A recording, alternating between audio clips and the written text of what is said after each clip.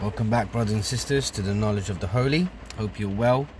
If you're in the UK and in London, the rain has been terrible, so I hope you've been keeping dry and sheltering from this rain.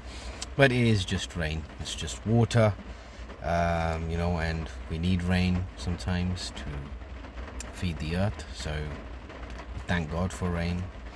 But I hope you are keeping well.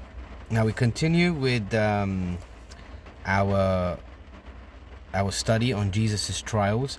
Now today we're going to be looking at a specific trial in John 14. That's going to be our main focus today, when Christ speaks to the disciples with regards to him preparing a place for us. Okay, remember we went through this when we looked at the reward from believing and having faith. So John 14 is going to be our main sort of focus.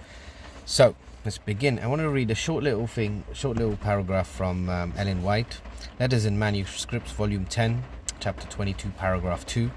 And she's, she was given the chance to speak about John 14.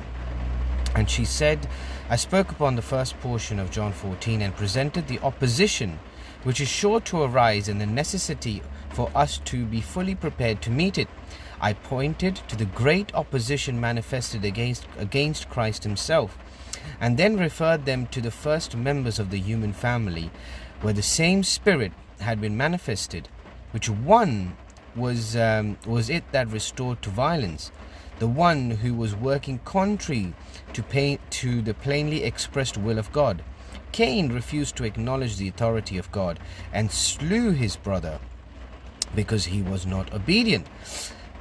She then continues and then says, in our work we should manifest the spirit of meekness and submission, permitting, if need be, injustice rather than indulge in the spirit of Cain, who was of that wicked one, and slew his brother. And wherefore slew he him, because his own works were evil, and his brother's righteous. Marvel not, my brethren, if the world hate you. And that's from 1 John 3:12 and 13.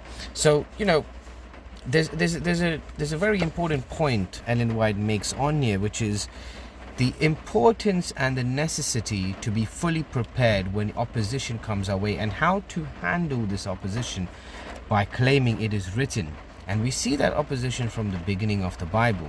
I'm going to talk about that in the next episode, in the next video, sorry.